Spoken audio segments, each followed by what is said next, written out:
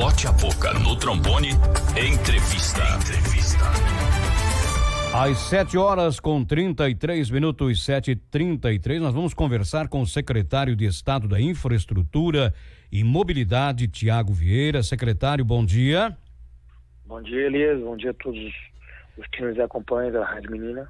Pois é, Tiago, o transporte coletivo, início de semana, né? O governo assinou um novo decreto com um novo cronograma para o retorno das atividades suspensas. Já está, então, sendo elaborado. A responsabilidade também ficou no municipal, o transporte urbano para os municípios, é isso, né, secretário?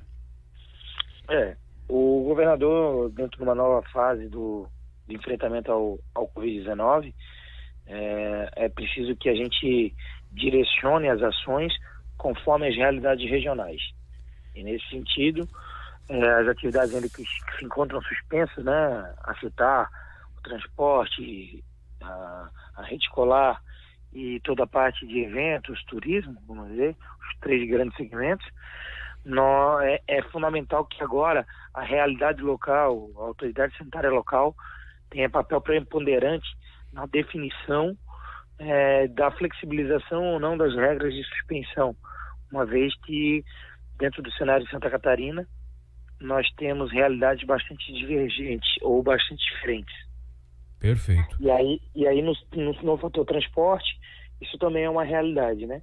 Inclusive quanto ao entendimento de que se deveria ou não ser liberado. Nós já tivemos manifestações de prefeitos liberando e manifestações de prefeitos não liberando.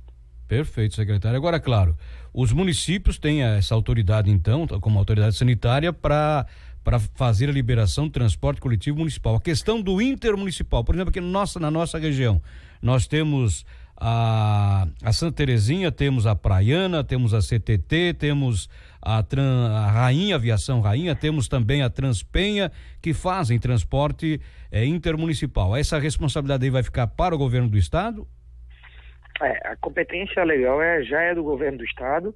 O que nós temos que diferenciar e o que vai ser feito é aqueles com características rodoviárias, né? Porque a gente tem o intermunicipal que é característico e possui suas...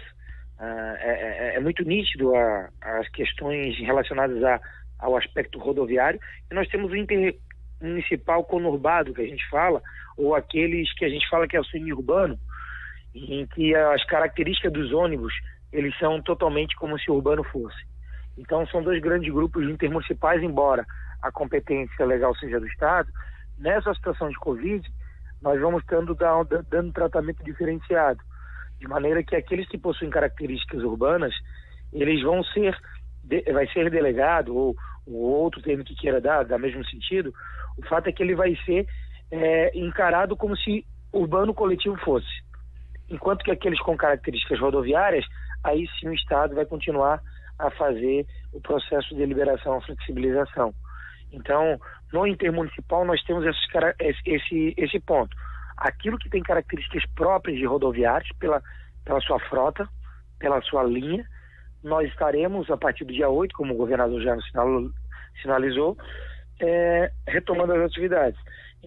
Aqueles intermunicipais em que nós temos características urbanas, dentro do transporte, da linha, aí sim a autoridade sanitária local também precisa fazer o seu posicionamento.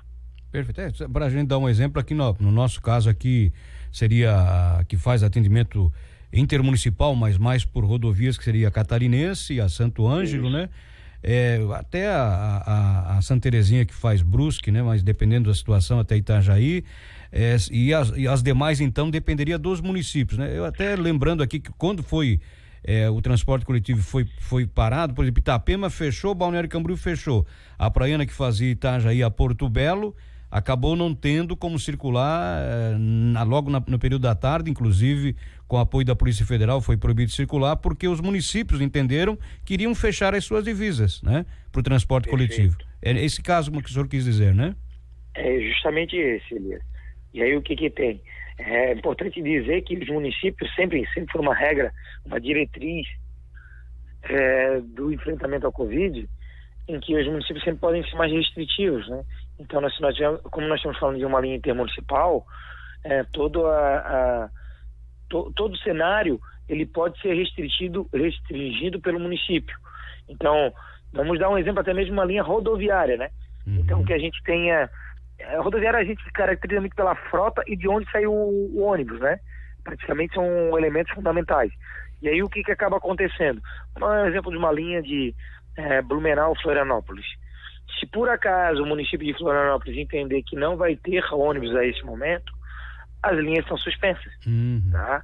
Então, na verdade, tanto no rodoviário como naquele que característica urbana, a autoridade local ela pode sim suspender as atividades, ela pode sim ser mais restritiva. E para que a gente possa ter a linha, como nós estamos falando de cidades distintas, ligação de cidades, nós precisamos da anuência dos 2 chefes de poder executivo locais. Perfeito, secretário. Intermunicipal, aí só em agosto. Interestadual, né? Isso. O interestadual tem mais, na verdade, há mais uma suspensão de um prazo e que a gente vai aí sim, até agosto, o governador do estado, junto com a sua equipe, vai avaliar as condições conforme o cenário regional sul e também dentro do contexto de Brasil. Santa Catarina, nesse período, ele recebe muita gente de fora, né? Tem recebido, né?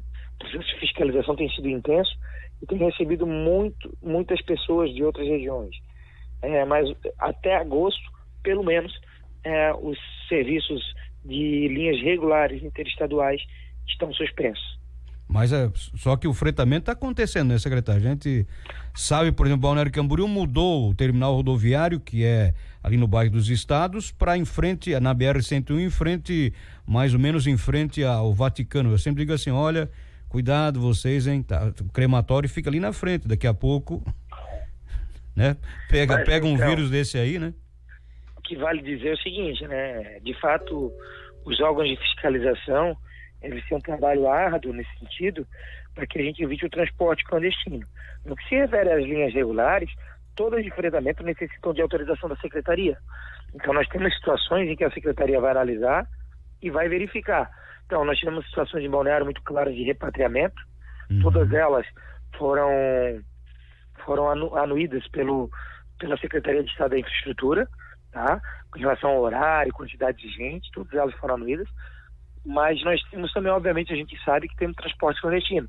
E aí a gente precisa da colaboração tanto da informação, para que a gente possa estar emitindo um diálogo emitindo uma orientação aos órgãos de fiscalização. Aí me refiro à ARESC, no que se refere ao intermunicipal, e aos próprios municípios, porque a maioria dos transportes clandestinos eles estão acontecendo dentro da realidade urbana, não no intermunicipal e não no interestadual, tá?